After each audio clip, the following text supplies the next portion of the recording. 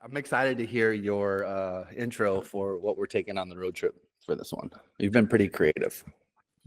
Action. The glove box is crammed, the tin pocket CD case is strapped to the sun visor, and the brakes have been officially cut. It's time to take the high road.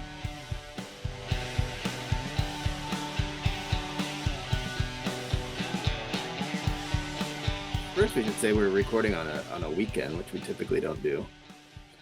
There might be some extracurricular noises that you might hear in the background.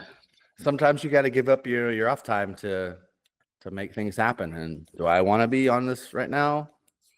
Yeah, I guess maybe. But yeah, we typically. Go ahead. Go ahead.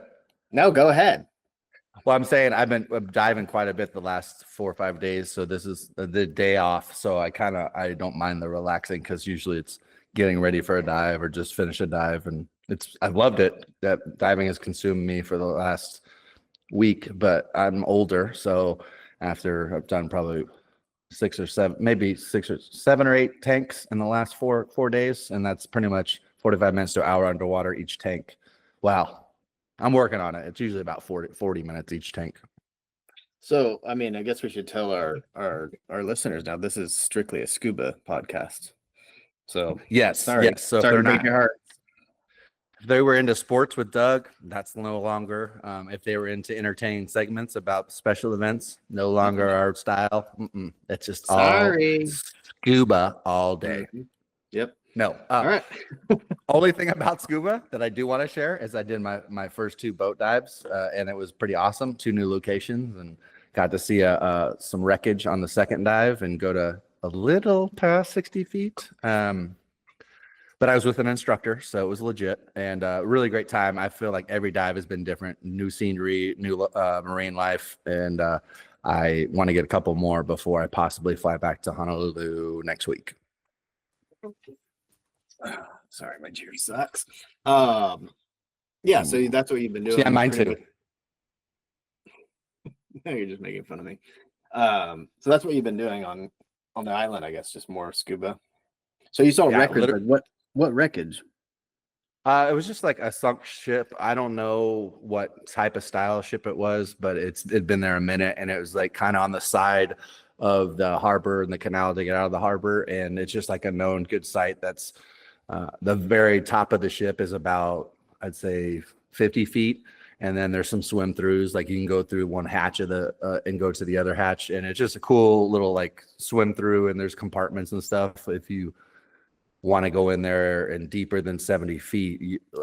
That's not me yet, but a lot of people like that, just going with a flashlight and checking out sunken ships, and a lot of times they're 100 feet or deeper, so that's why I can't really do a lot of that yet.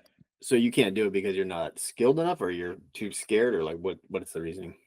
My certification is to open water swim is 60 feet, and you have to, it's like advanced or master diver, I always forget, and then there's like a tech diver, which is like over 150 feet, but I think Laurel with her advanced or master diver qual is up to 130, and I'm probably wrong, but either way, I can't even get close to 100, but I think I might try and work that now that I've dove over 60 feet, and it's not too, the unknown is kind of scary. So that's why I was like, oh, I'll be fine with 60 feet. I don't want to see anything deeper than that. And it's like, well, maybe I'll go to 100. So a few, we'll see. I don't think it's going to happen while I'm here, but maybe in the next year, I'll try and get that additional certification to go deeper. We all want you to go deeper. We're going to be all right. So we got some bad news, actually. I hate to break it to you. Doug is not feeling well, and we were going to follow up on our SNL fantasy cast that we put together. And I'm going to be honest, our listeners were a little lazy with this one, with the poll. It looked like we had quite a bit of people who viewed it, but only let me see how many people, 1, 2, 3. Well, if that's how they're going to treat this podcast, I'm out. Forget it. I'm done. Get back here. Well, we only had 12. I'll wait for you to come back. I'm just kidding. I wanted to get my water a little dry. So it looks like a lot of people saw it. Like almost 70 people saw the poll. And only 12 people voted. But Doug won with 50% of the votes for his cast. Yeah. So he got 6 votes, all family members, I'm guessing. So he officially won. All 5 of his kids went and voted for him, so that was a landslide. Yeah.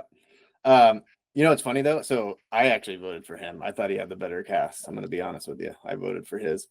Because he had my first overall, he had my favorite female, and he had my like utility guy, Phil Hartman. So he had the top 3 like sort of categories I had, and he picked them all 3. So so we were gonna come on here and kind of recap it, and he told me it was 6. So his publicist sent over a statement about his recent victory. Should I read it to everybody? Is his publicist Becca? Yeah, it's his wife. Okay. You want me to hear? Okay, so this is what Doug wrote, everybody. Okay. All right.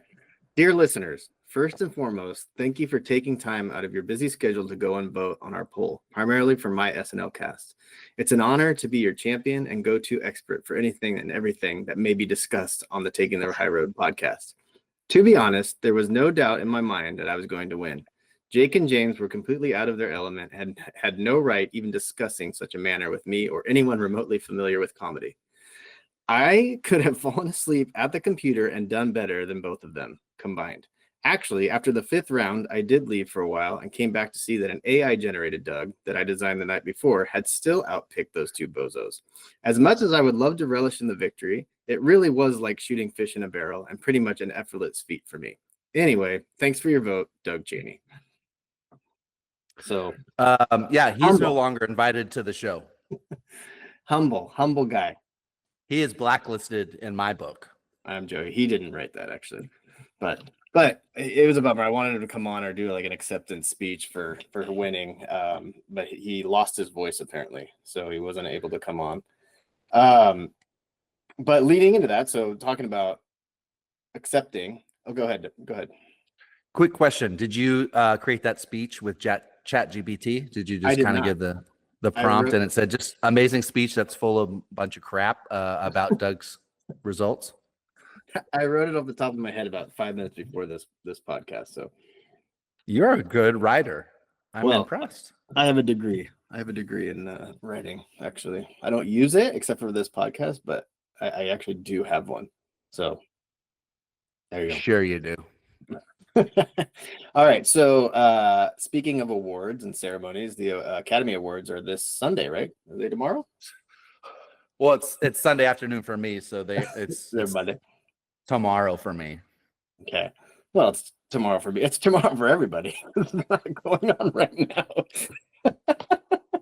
Fair point. It'll just be Monday for you. So yeah, it's I don't know, the Academy Awards tomorrow, and I got to be honest, I haven't paid attention or watched, but I have no idea who's nominated or what's nominated. So I kind of took a brief look at it. And I thought it would be funny to see if Jake knows about any of the Best Picture nominations. So have you seen any of that? Have you looked at it, or have you abstained from looking? 0. So he has 0. As always, I did 0 research.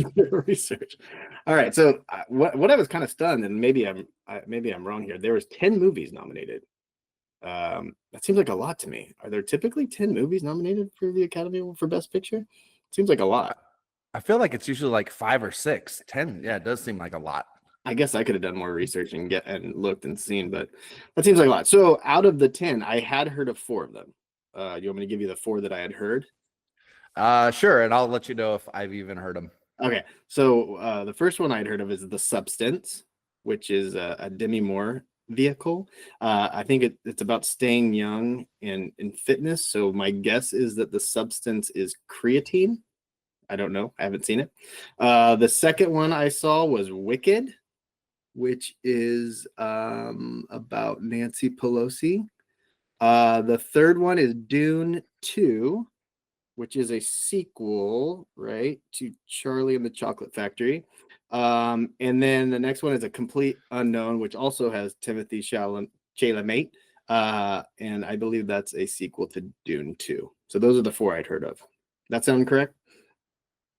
Yeah, I don't know. Is that maybe it's that movie that Demi Moore is in, Substance? Maybe it's a preparation for G.I. Jane 2. I don't know. Maybe she's getting ready. It's the prequel. She's going to be 30 years older, but it's the prequel. All right. So oh, go ahead. I think that's kind of one of those things where you just shouldn't make a sequel. Like I finally watched Gladiator 2, which is one of the few movies I watched last year or from last year, and majorly disappointed in Gladiator 2. I feel like they should have just let it be. And I think G.I. Jane 2 would be tough for Demi to pull off at this age. Yeah, I don't think she's going to. Yeah, I didn't see Gladiator 2. You didn't like it, huh? You didn't Denzel Washington like salvaged it with some pretty good acting, but the storyline was a little weak and the acting wasn't the best, and it wasn't really anything new. Well, what I had heard is that it was just basically Gladiator, but not just a second. It's like same story. Yeah, nothing. That's what I'm saying. Nothing really new or a plot twist that was like, oh my goodness.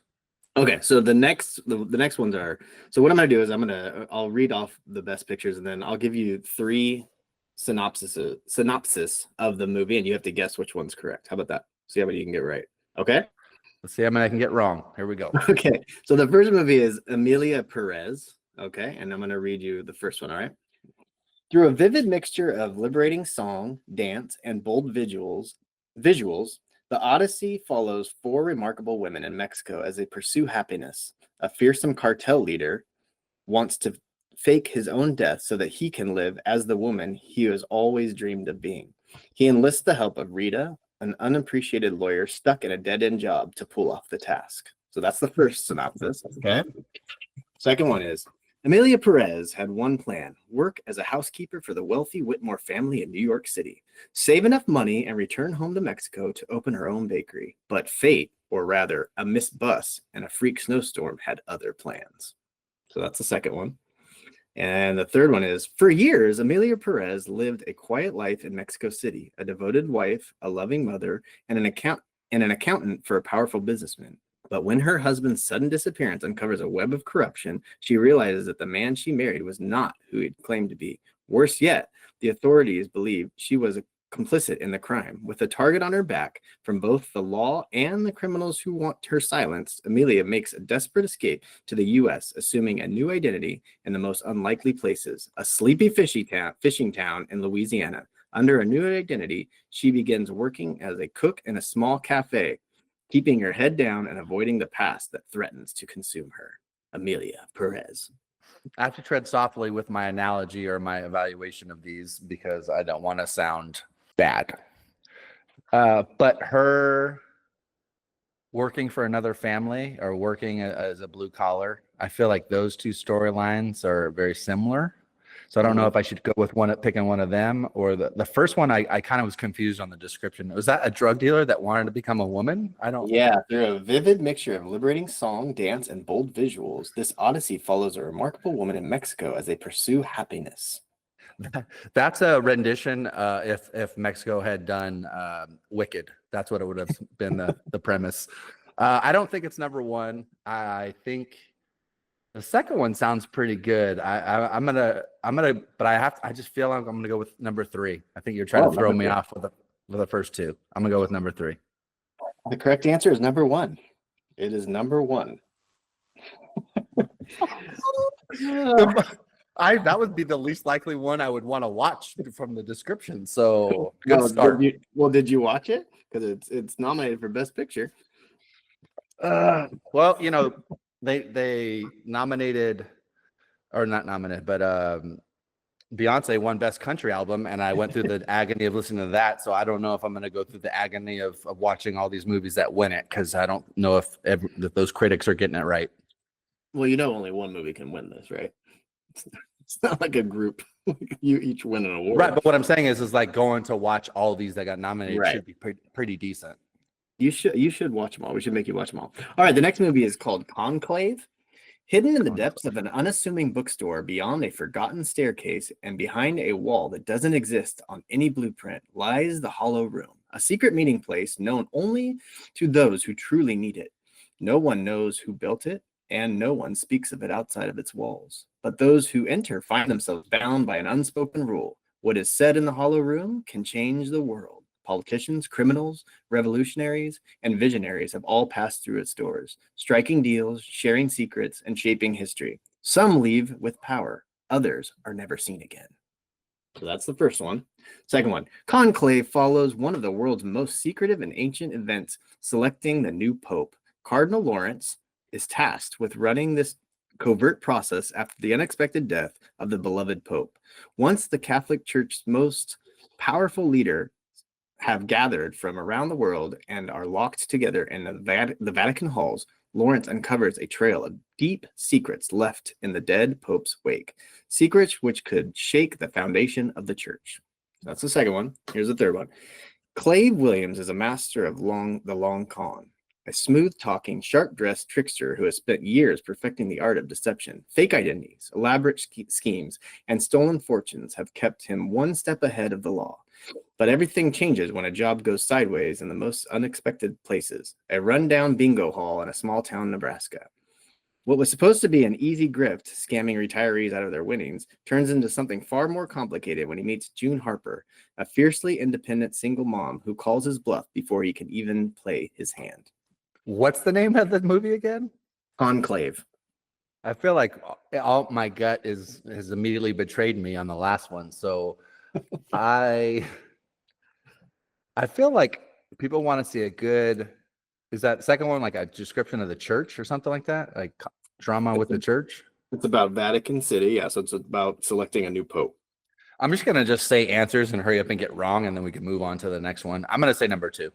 You are correct. That is what it's a Ray Fiennes vehicle. Good job, Jake. You have to go watch. So everyone you get right, you have to go watch. Whoa. How about that? Huh? Nope. I did not sign up for that. All right. Number 3 is a movie called Nickel Boys. Elwood is coming of age in Tallahassee, Florida, raised by his kind and doting Nana, Hattie. Inquisitive and well-mannered, he has an opportunity to receive a better education at a nearby technical college, but those dreams are dashed when he's falsely accused of being an accomplice to a crime and sent away to a segregated reform school, Nickel Academy. All right, that's one. Okay. It's the most valuable nickel in existence, the 1913 Liberty Head nickel, one of only 5 ever made. Worth over $5 million, it has passed through the hands of collectors, thieves, historians for over a century. But there's just one problem, the 6th nickel. When renowned, I don't even know what this word is, Owen Mercer is invited to appraise a private collection, he stumbles upon the impossible, a 6th Liberty Head nickel, a coin by all records should not exist. Before he can investigate, the coin vanishes, and Mercer finds himself in the center of a deadly game of cat and mouse. As Mercer races against time, the question remains, is the coin real or the greatest forgery ever created? What's this word? Numismatist? I don't know. Maybe that's I can't see what you're reading, so I don't know why you're asking me. I can barely see it too. Maybe it's somebody who authenticates coins or old things. I don't know. That's a new word for me. All right. In the hazy, endless summer before adulthood, 4 childhood friends are beginning to realize that life isn't as simple as it once seemed. In their small Midwestern town where football games and bonfires define boyhood, they've always been seen as just another group of regular guys. But as they get older, the lines between friendship, identity, and desire begin to blur. But in a town where difference is noticed and punished, each of them must decide, do they hide who they are to stay safe or risk everything to be free? Nickel Boys. Okay, I got to ask before I answer. Did you use some type of app or did you really make up this stuff? Like, how did you get all these? I made up the premises and then I typed it into, I said, Chat GTP, make this a movie synopsis. But the premises were mine. The actual wording is theirs. Okay. Okay, because I don't trust chat anymore. Well, I wasn't asking for facts. I know the one that's the real movie I took from like the website. Gotcha. That third one sounds super convincing, and that's what I immediately would have thought of. Was it Nickel Boy Club? Is that Nickel Boys? But yeah, pretty Nickel Boy Club. I'm gonna get you a shirt that says Nickel Boy Club. Yo, you part of the Nickel Boy Club? I feel like you're not gonna go 1, 2, 3 on these mixed up. I'm gonna have to go with I'd want to go with 3, but I'm going to go with 1 since I don't think you're going to go the answers in sequence with questions. I go number 1. Dang, dude, you're good. You're gonna have to watch all these movies. That is Oh correct. no. I should be wrong. Dang it. Maybe you should go with your gut. So now you got to watch Nickel Boys and Conclave.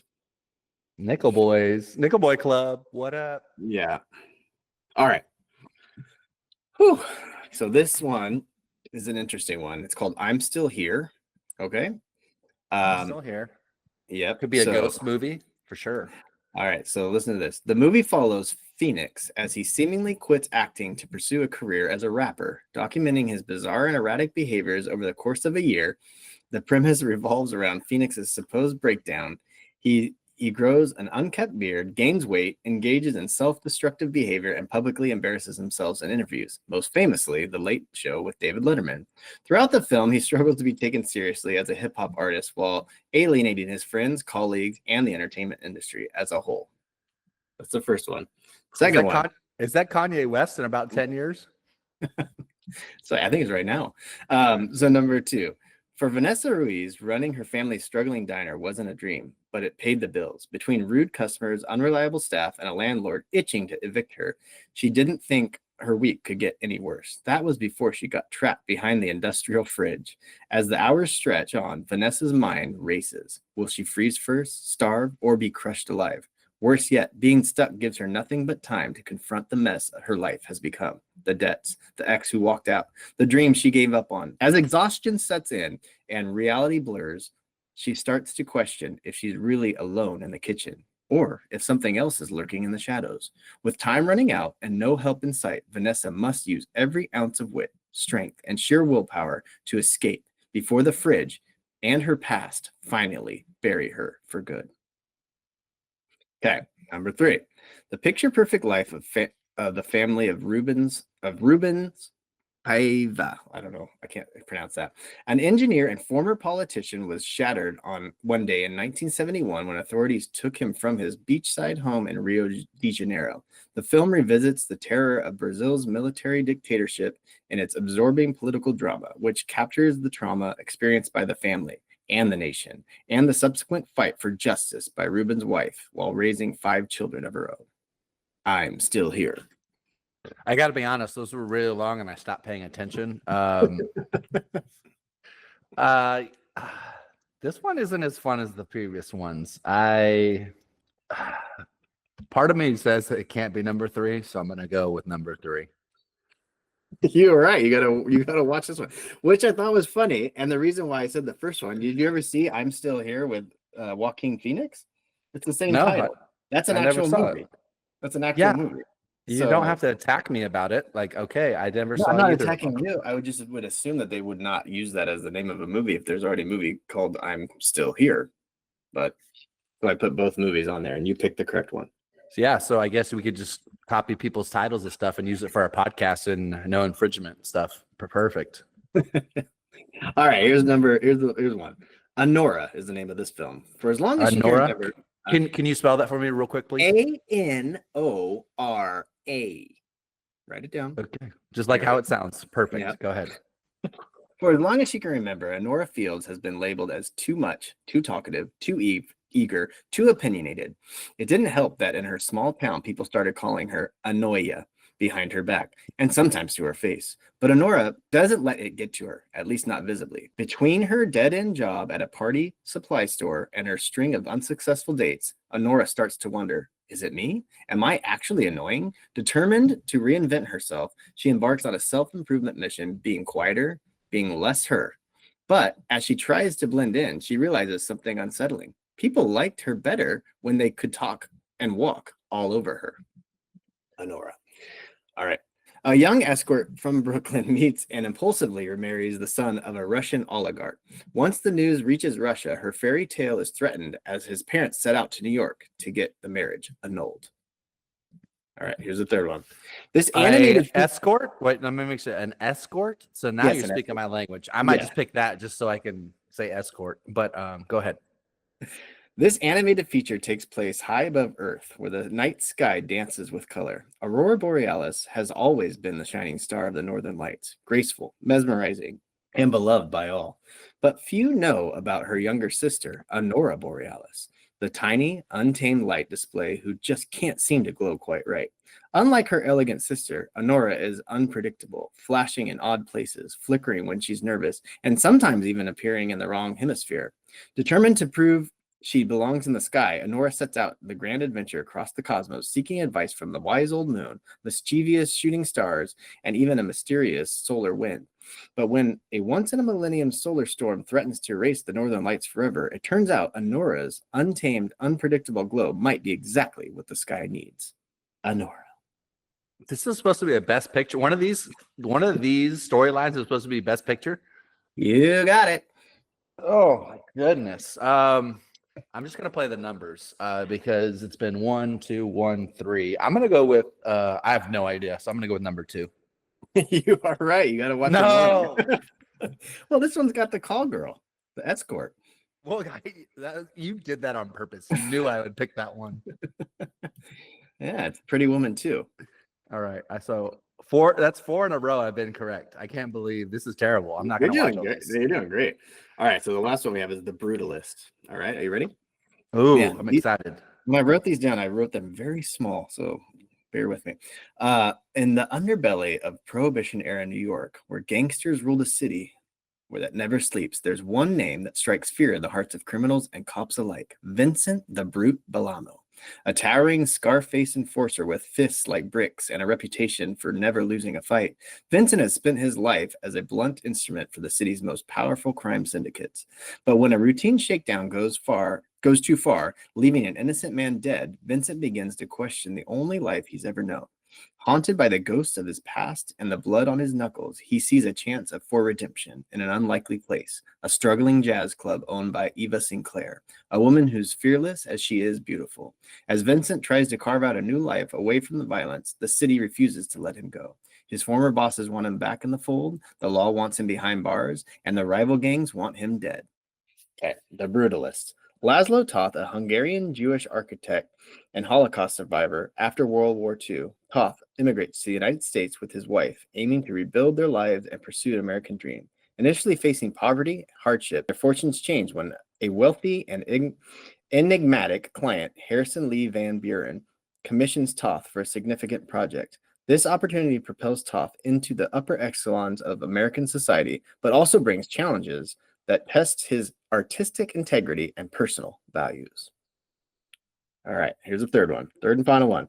Meet Harlan Finch, a man staggering stupidity. Not in a cruel, mean-spirited way, just a complete and utter absence of reasoning, awareness, or even the slightest shred of intelligence. He's not dumb in a conventional sense. He simply does not think at all. And yet, somehow, life keeps working out for him.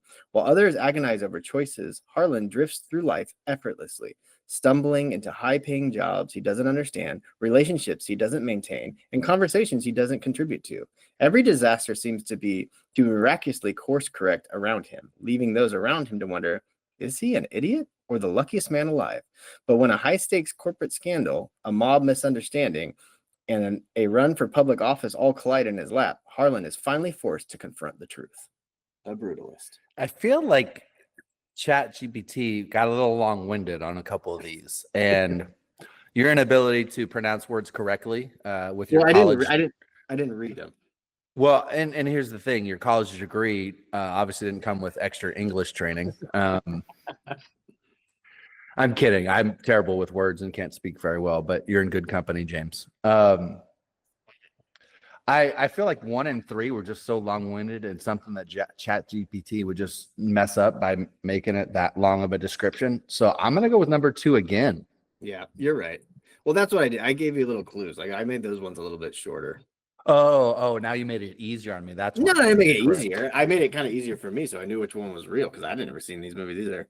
Yep, that's The Brutalist. I actually would go see number 3, the Harlan Finch movie. You might have to write that one for us, Jake. Well, it's you're not really biography. You're not really known for your taste, so like, yeah. I guess my point is like I didn't know most of these movies. Like, can you? And I kind of brought this up to you recently. Can you name 10 movies? Because I had a hard time doing this that you really liked in the last 10 years. No, and to backtrack to why I even know about Wicked is because my niece, who's 12, was all about it when it came out. So of course I heard about it, and but I think maybe I heard a smidget about Conclave on like a commercial or a podcast or something, but I really it's almost been like music. I've been so disappointed this last 10 years. There's been a couple good ones the last couple years. I did like first Dune. I didn't think Dune 2 was as good. But there's been a couple that I could recall in the last 10 years that have been good, but I haven't seen a lot, like Prisoners, Whiplash, a lot of these ones that won stuff over the last 10 or 12 years, I still haven't seen. I mean, but just in general, like like movies you actually liked. I can't even name like 10 movies that I've seen that I've really liked. I struggled with it. I think I wrote down 8 that I liked in the last 10 years. So are we getting older, or is it like, are they just not making good movies, or is TV gotten so good that you don't need to make a 2-hour thing? You can make like an 8-hour limited series. Like, what is it?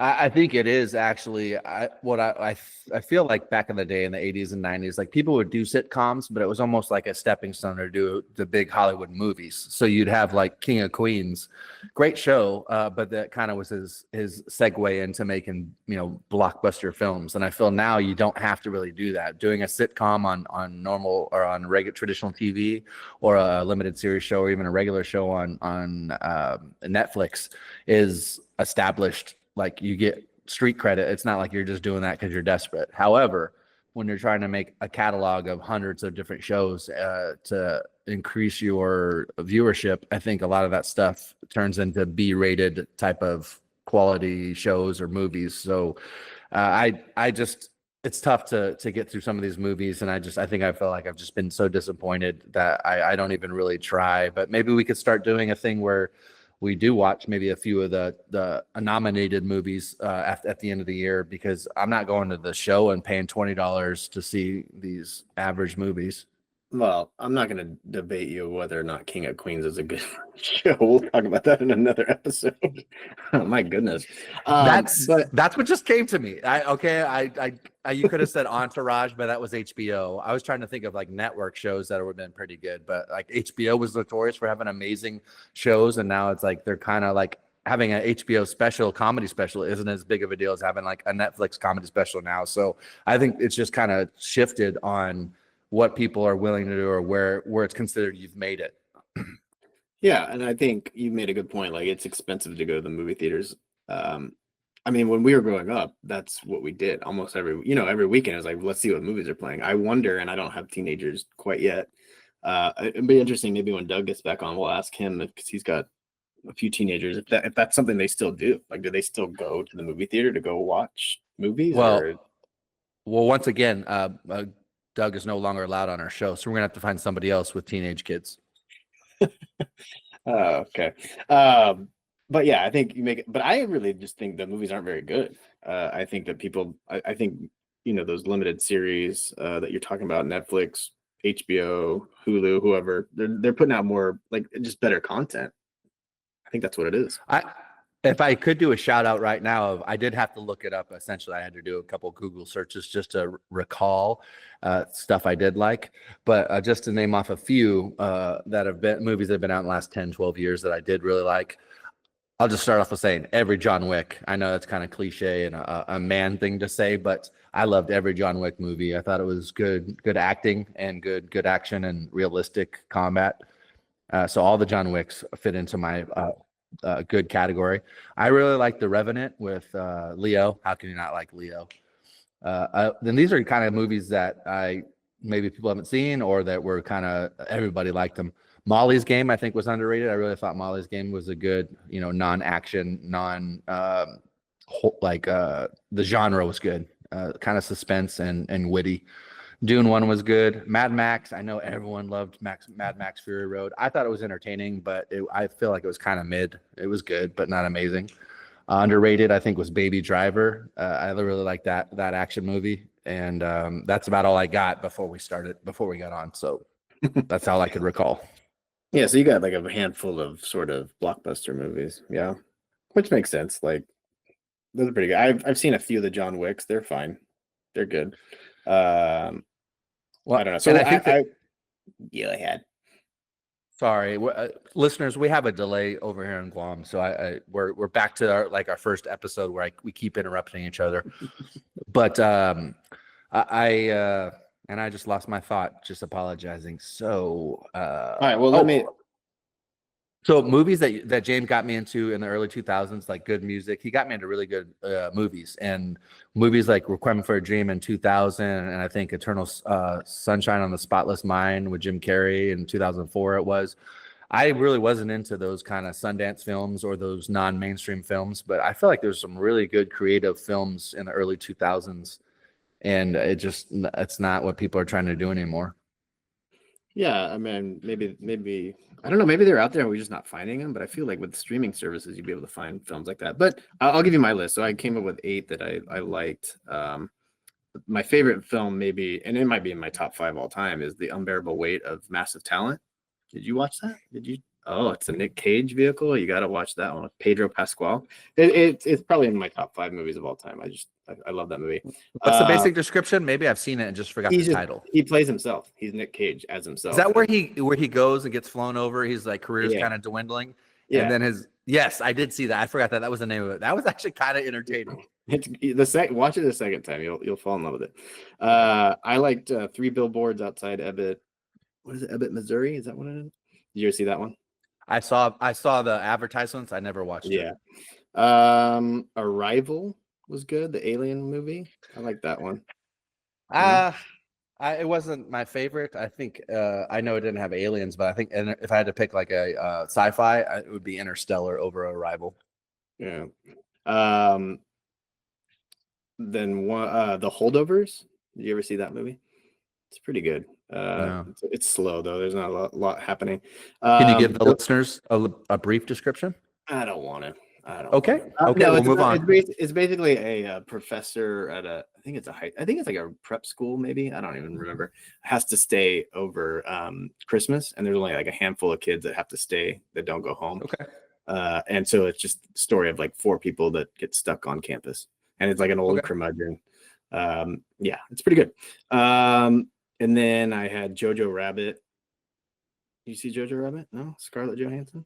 And then I have a couple. I did have like a handful of sort of blockbuster. I thought Thor Ragnarok was actually pretty good. And then recently Deadpool Wolverine. Those are just one of those. Like I like those. I'll go watch those. But and then what was the other one? And I did. And some people don't like this, but I like sort of the retelling of history and Once Upon a Time in Hollywood. I thought was pretty good. That was my 8. Yes. Once Upon a Time in Hollywood. I feel like I haven't actually watched it from beginning to end. It's always been like a third of the way through, or I see the end and I'm like, oh no. And I tried to go back and watch all of it. But the scenes I saw were great. But I don't know what to say that you thought Wolverine and Deadpool are good. That was not, in my opinion, a good movie. No. Did you see Did you saw the other Deadpools? Yeah, all the other Deadpools were great. I mean, I think the first one was pretty good. I haven't seen them. I haven't seen the other Deadpools. So, that's your opinion is skewed. I think once you watch the first and second one, I think the first 2 were the best. But yeah, you're only gonna have to find out. You watch those 2, I'll watch the other 5. We're done with this quiz, right? I have 5 movies I gotta watch. Yeah. Okay. I don't know. It's a bummer. I wish, because I was thinking about this because Lori and I, every other weekend or so, the kids will go do something and we'll trying to think of something to do. And movies just aren't in that anymore. Like every once in a while we'll look and it's just, I don't care to see any of this garbage. So, you can wait to stream. So a lot of people just wait. And I'd rather buy like two big pizzas and a bunch of snacks and just stay at home, and it would be the same price as going to the theater. And I think the only movies I'd maybe consider going to see in the theater are like action, which would look way better, on big screen. But a lot of these, I'm just going to wait till it's streaming on one of the 17 services I have and just chill at home and watch it. I had 2 requests of the audience, and maybe they can have a little more participation in this survey, if you will. It's not really a survey. But I think the listeners that listen to the podcast or specifically watch the YouTube, can you list one of your top movies in the comments. We're trying to get some more interaction and comments. So listeners, please do that. And I'm not asking like desperately, like please, but just take 30 seconds out of your day after you watch maybe our YouTube or our Instagram short post about our show and just mention a movie that you really like that we didn't mention. But James, we got to get your wife Lori on the show, I think one of these times, and she can let the audience know a little ins and outs of your guys' relationship. That won't be happening. No, but maybe she'll come on after we watch the Academy Awards and we can discuss all the gowns and fits. Maybe yes. So either Laurel, which Laurel might be a tough one because she'll be on travel, but I think maybe your wife could come on and talk about all the cleavage and the bulges for the academies. She's not allowed to look at bulges. You know that. But she can look at cleavage. That's kind of a double standard. Well, so when you're asking for the agreement you have as a married couple should be you both can only look at bulges. No cleavage for either of you, only bulges. Yeah, you must have read the prenup. That's exactly what we have. Only bulges allowed. Sorry, James. All right, go ahead. So when you're asking for comments about movies, the same stipulation within the last 10 years, because I mean, there's a lot of great older movies that we grew up with, but you're trying to find newish movies. Yes, please. Yeah, I mean, we've all seen The Goonies and Mr. Mom. If you haven't seen either of those, you're missing out from the 80s. But yeah, I definitely would like to see newer movies that I've never even heard about or that people just have recommended. Just trying to get a feeler out there, a little audience involvement. All right, cool. Yeah, that sounds like a good idea. All right, so you want to go to Song of the Week? Not really, because I wasn't a huge fan, but you're gonna do it anyways. So we don't have to. You want to just scrap it? Well, I want the audience to truly know you and know that you don't always have a great pick, that you're not flawless, and that you sometimes just pick mediocre songs. I like this song. What don't you like about it? I thought that you were gonna really like this. It's more of like the other ones have been sort of poppy indie rock. This is more of a southern country type rock. I thought you would like it. What don't you like about it? Let's let the audience figure it out for themselves.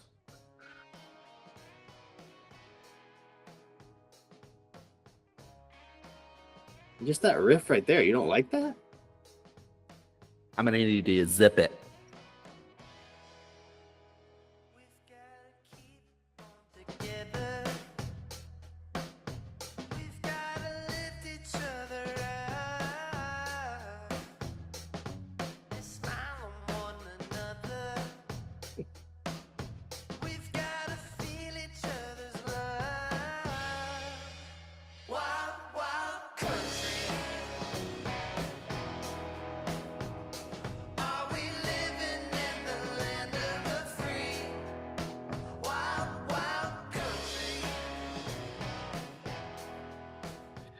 All right, so that's Wild Wild Country by the Vista Kicks. And you don't like that, huh? Like what don't you like about it? Actually, you know what? It's pretty good. It's pretty good. That's typical Jake for you right there.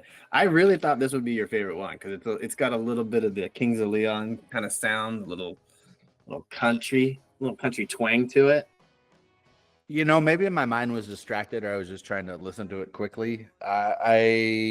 I take it back. I apologize. It's above mid. It's above average. So still a good choice. Too much, not enough oxygen going scuba diving. You couldn't make a correct choice. Yeah, I don't think my head was in it, but I would. And I saw that it was 6 minutes, so I gotta be honest with you. I listened to the first 30 seconds and then skipped to halfway. And so you're right. It is long, but I feel like if you do this right, I like long songs. I think some of my favorite songs of all time are, longer than 5 minutes. It's kind of got it's a very simple, straightforward, like riff and beat, but it seems like one of those songs that if they played it live, they could probably do a lot more stuff. They could change it up, kind of like a jam band. I feel like it's a song you could hear at like a local bar, a little hole in the wall bar with a bunch of locals, and they're just chilling, having a good time. Not too loud, but you can hear this in the background. I think it'd be an enjoyable song. Yeah, so it's by the Vista Kicks. Apparently they broke up last year or 2023. So I don't, but this song just came out in November of 2024. So I don't know if there's like an old B-side that never got released, or if they're back. I don't know. There's not a lot. Like I said, like the other bands, I don't know a lot about them. So yeah, this is Wild Wild Country by Vista Kicks. Jake hates them. Jake hates this song. Well, I mean, maybe they are kind of like me. They're like, you know what, our music really isn't that good. Let's just break up. And then now they're like back together because like, you know what, this one's pretty good. Let's make another run. They saw how long it was and were like, yeah, we gotta break up. Oh. All right, we'll put the a link in the bio so you can check that out if you want. What do you have? Do you have something? I mean, I could do a random question of the week, but I don't know if it's gonna be any good. We can always just delete it, right?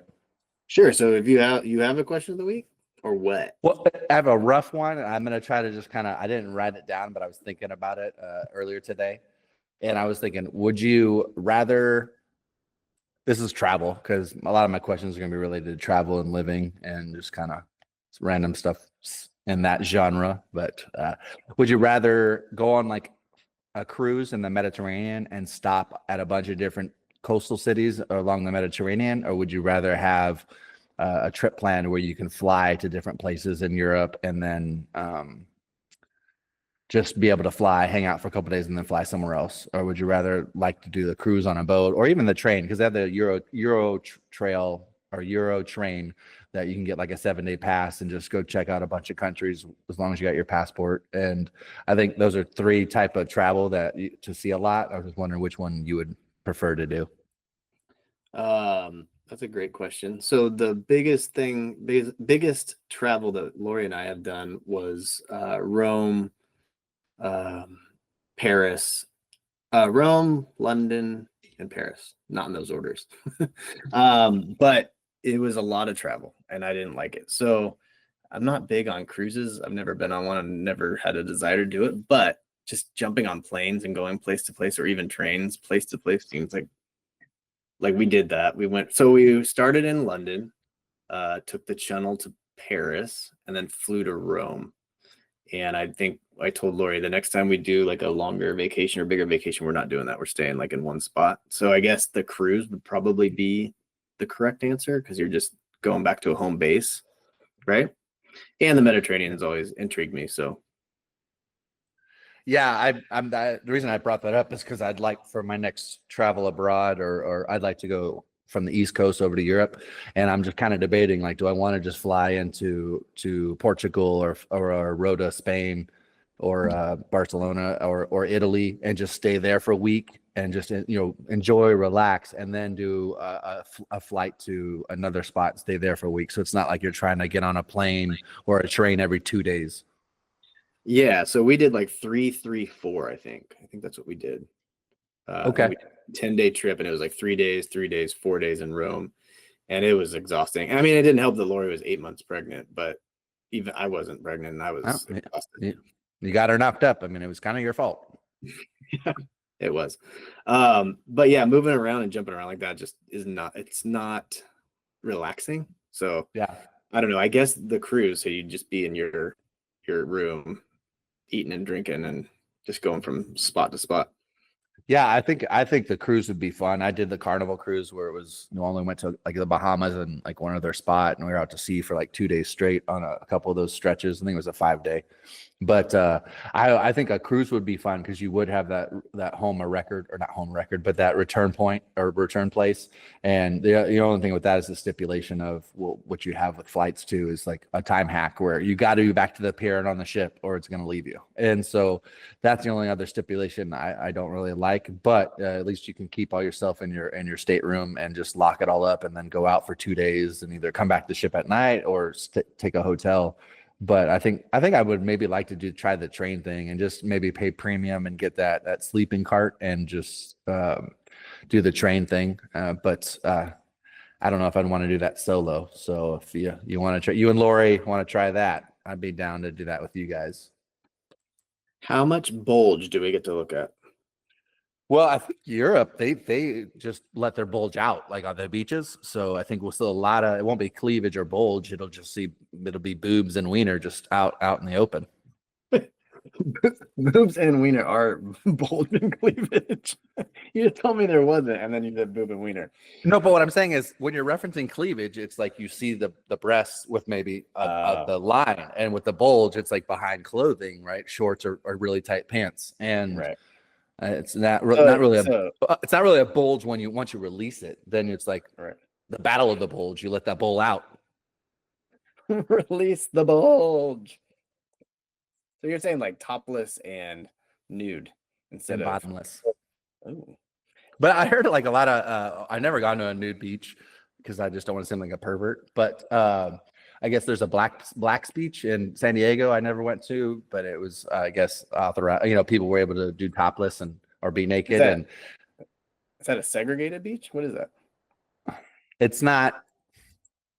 Why'd you go there? I shouldn't even have said the name. So there's a beach, I think it's in California, but what people have told me that have gone there have said it's just a bunch of dudes. So it's like just a sausage fest. So like, and then the one female that goes is just old and like really saggy boobs. So it's just not worth the scene, Sold.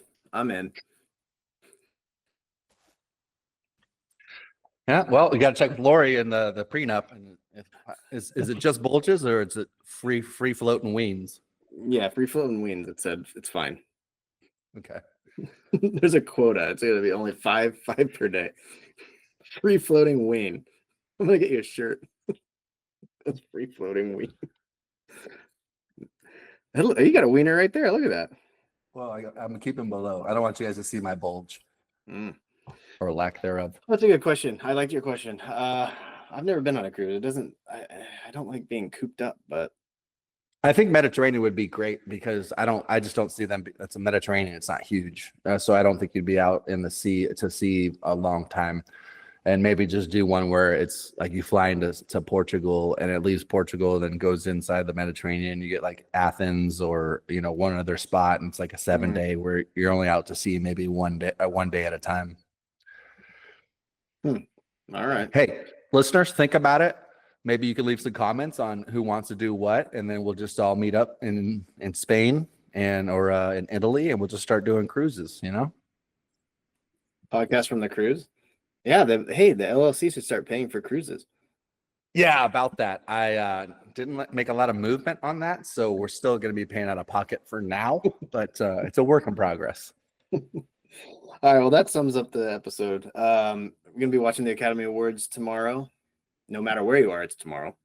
Fact. All right. Anything else?